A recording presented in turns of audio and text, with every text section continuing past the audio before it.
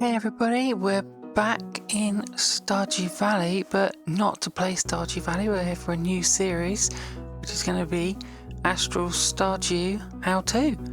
And this one is just going to be for you guys that are out there and you've just got Stardew, or you still haven't jumped on the bandwagon yet, because let's be honest, so many people have got it, and you're worried to click start a new.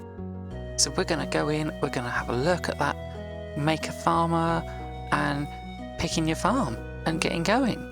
So that's what we're going to do right now, is make a new farmer and then check out all the different farms that you can choose from. So let's get going. Here we are then, ready to make a farmer. I'm going to zoom this in a bit so we're not wasting all the space, because sometimes on your screen it can be a little bit small. So let's do that and then dive right in. It's busy, let's just say that. First thing I'm going to show you, first thing I'm going to show you is you can pick whether you're a girl or a boy. Yeah, okay, so we're there we go. And we can spin around. We've got the randomizer, and then that will randomize all of these and all of these. You've got 24 skin colours to choose from. Just flick through them. There are, how many? 74 hairstyles. Yeah, and 112 shirts, four lots of pants, which aren't all pants. They are trousers, shorts, and 2 types of skirt, I guess. And then accessories, which are all sorts of weird things, from beards to glasses and earrings and everything. And number 1 is nothing. So I'm not going to hit this. We're going to go and change the eye colour. You can change the general colour up in the top here, and then sort of adjust that to how we want it with the other two, with some like brightness and contrast or something. And then we've got the hair colour, which is always, just like, that's more important than the eye colour. You can barely see the eyes, but the hair colour, you get to see that quite a bit. And then we've got the skirt, or no, it says pants, but it's a skirt or whatever you're choosing to wear, And that's, quickly you can go through and just pick what you want. I'm just going to zoom through here and just show you some of them, but there's so many choices. You can go through and spend ages choosing what you want. I know I want something there. Okay, that's kind of what you're used to seeing. You need to name your farmer, of course. So for me, that's nice and easy. I've done this lots. But also, you need to name your farm. And we are going to make the how to farm. And my favourite thing? How about, yeah? You could? Or is it likes? I don't know. One of those. Or you could do both. So then we're going to pick a cat or a dog. Pick the one you like the look of the best, I guess. There are different things to having a cat or a dog. I'm not here to tell you which one to do. Just here to show you where the buttons are. Now, if it's your first time playing, don't tick this box. You want the intro. You need the story. Unless you're really not interested, I guess. Yeah, I'm going to tick that box, because I don't need to do the story again. I've done that. And that is my character created. I don't think on your first playthrough or anything you want to do these settings. There's some different things for, like, when you play a few more times. If people want, we'll go into that another time.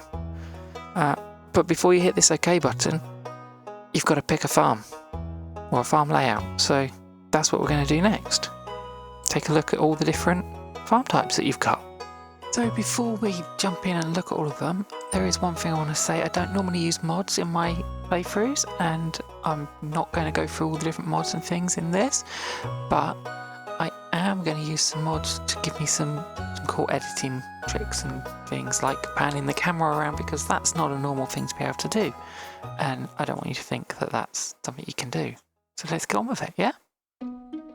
So best place to start is with the standard farm. Now, this is a really good shout if it's your first farm, and it's a good shout even if it isn't. It's the biggest of all the farms, and you're going to see why. It's got hardly anything to get in your way of just farming everywhere. Obviously, they're all a mess when you start, and you've got to do that, but you know, there it is. You've got one medium pond, one tiny pond, and just like all the farms, you've got an exit to the right, up the top, and down the bottom. And there's not a lot to say about this one. It is what it is. It's a big rectangle. So let's take a look at the next one, shall we? Next up, it's the Riverland farm, and it's got a significantly larger amount of water. It's mostly water. It feels like mostly water. You've got about half the space for planting, but there's lots of room for doing lots of different things. And you can catch a lot of fish here, which you can't catch on other farms. So if you want to just fish and set up crab pots and all sorts of things like that, this is the farm for you. And there's still room to plant some crops and have some animals, just not so much. Just like the rest, you've still got your exit to the side on the right, and then exit up the top over that little bridge, and then down the bottom you've got an exit here over these bridges. Yeah, it's an interesting one. I've done this one once, but it's not a favourite, but it might be just the one for you. You never know. Okay, next on the list is the Forest Farm, and I really like this one. It feels kind of cozy. It's surrounded by forest, basically. All the woodland area around the side. It feels really nice.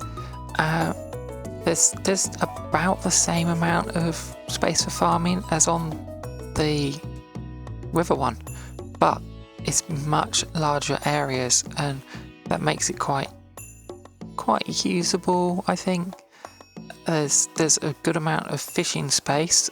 You can't get perfect fishing here, but there's a good amount, and there's some foraging areas as well, which is really cool. So there's a lot to do on this one, and I really like it. I'm really fond of it. But again, it's got all the basics that you would expect. The paths in and out are in really obvious places. It's just whether being in the middle of the forest with a bit more grass and some more trees and things is your jam. Okay then, now we're going to look at the Hilltop Farm, and this one's a tricky one to use. I think most people would agree. Some people probably love it, but it's tricky. It's all on these areas of hills and cliffs, and with steps up and down, and sometimes things are hard to get places by what of the random stumps and boulders get generated. So that can be really tricky at the beginning of the game, because you maybe can't get certain areas very easily.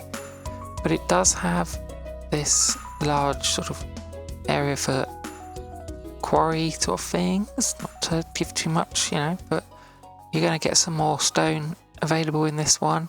And you know, it's a good challenge, and it's definitely got some natural sort of areas set off for you doing different things in, which, you know, you could use really well. And you can do some fishing in this nice river that goes through the middle. So that one, you know, they're all playable. This one, a little bit harder maybe, but great if you think you're going to love mining. Right, now here is the Wilderness Farm, and this is a pretty good farm. It's got a decent amount of open farmland that you can work with, and some, you know, a little extra water. So if you're going to go down some fishing, it's not great for fishing, but it can do some, and crab pots and things are great here. The trickiest thing about this one is actually at night you're going to get some monster spawns, which you can turn on in other places, but this one is a little bit more anyway. So if combat is your thing and you want to be fighting stuff more regularly than farming, then maybe give this one a try, you know. Right, on to the Four Corners farm. Now this, the game will tell you, is ideal if you are playing multiplayer. It's got a lot of space, and it is split into 4 distinct areas. You've got your sort of standard farm area here. Coming down into the bottom right, there's a lot of open farming space and a small quarry area. To the left, we've got a pond, which you can get some fishing out of. It's not a bad rate. And then a lot more farming area, of course. And then coming up to the top left, there is just a little small area where you're going to get some grassland and things on the side. But again, mostly more farming area, and it's actually a really fun one to do, and especially with friends, but even without, because it splits things up into different areas for you. So if you're worried about, or I don't know how to organise my farm, actually this one helps you a little bit with that and can give you some sort of push in the right direction. And it's got the bonus that it's got the little quarry, it's got some fishing that you can get done, and it's a little bit quirky in the way it's done. But yeah, I really like this one for single player and multiplayer. Okay, now we've got the beach farm. Now, I really like the beach farm. It's great fun. It has less space for, you know, traditional farming. You can't put your sprinklers on all of this sand, but you can still build. You can still have animals because you've still got grass that can grow all over the sand. So it's great for that. You get loads of things wash up on the beach, which is really great for finding just random stuff. You can cover it in crab pots. You've got all of this space for fishing, which works really well. You have got a small area where you can do your traditional farming, and it works quite well. And you've still got lots of sort of more forageable areas, a little pond there, which I don't think is great for fishing in general. And yeah, it's a really fun farm and much more of a challenge, but still great to give a go.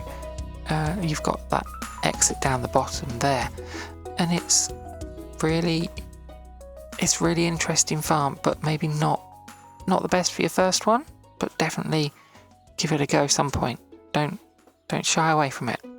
And finally, we're at the Meadowlands farm, and it's quite different, as you can see, because there's a chicken coop, and with the chicken coop comes 2 chickens. So that's firstly the big thing about this place. If we have a look around, it's pretty much a sort of an open square-ish area. There's a bit more water. Got a nice big river coming down the side here, but there's a lot of grassland. It's obviously it'll be a meadowland. You've got this little bit up the top there. There's a bridge to get over to that if you can find it.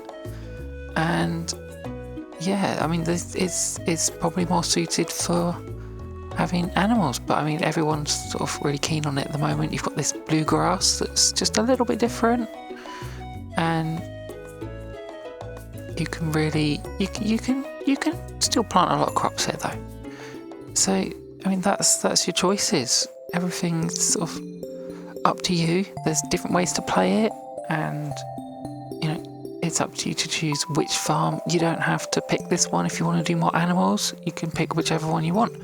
All of the farms will work for all types of play, just some of them lean in, you know, in different ways. So that's going to be it for this one, but hopefully you can join me again for another one pretty soon. And I think we're going to dive into looking at things like the tools and what you get, and doing upgrades, and then we might look at some of the settings and things as well, and go through all the menus, because there's a lot of stuff in here, and if you're new to the game, then there's a lot to learn. But for now, I'm gonna say goodbye.